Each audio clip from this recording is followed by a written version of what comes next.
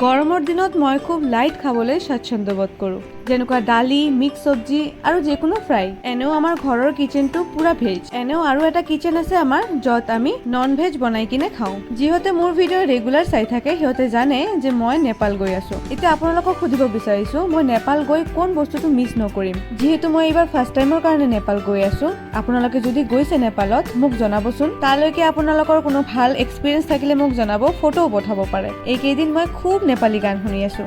নেপালী গানৰ বিটটো মোৰ যে ইমান ভাল লাগি আছে এইকেইদিন।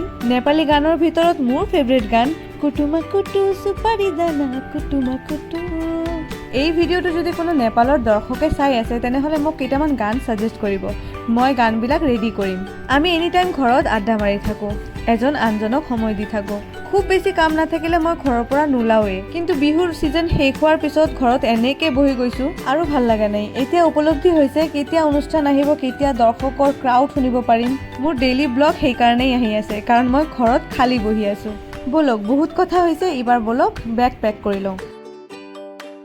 সৰু থাকোঁতে মা দেউতাৰ লগত অলপ জাগা ঘূৰিছোঁ। যেতিয়া ডাঙৰ হ'লোঁ, ফ্ৰেণ্ডছৰ লগত যাব খোজোঁ, ঘৰৰ পৰা যাবলৈ নিদিয়ে। থেংকছ টু মাই প্ৰফেশ্যনটোৰ বাবেই অলপ এইফাল সিফাল ফুৰিব পাৰোঁ, কিন্তু অনুষ্ঠান কৰিব গ'লে একদমেই ফুৰা নহয়। অনুষ্ঠানটো মূৰত থাকে আৰু সকলৰ দায়িত্ব নিজৰ হাতত থাকে। কিন্তু এইবাৰ নেপাল যিহেতু যাম, একেবাৰে ফুৰি আহিম।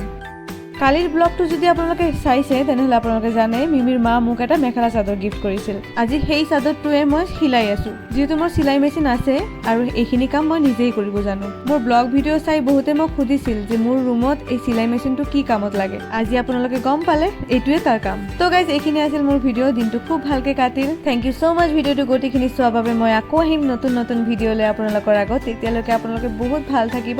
টিল then take care, bye bye guys.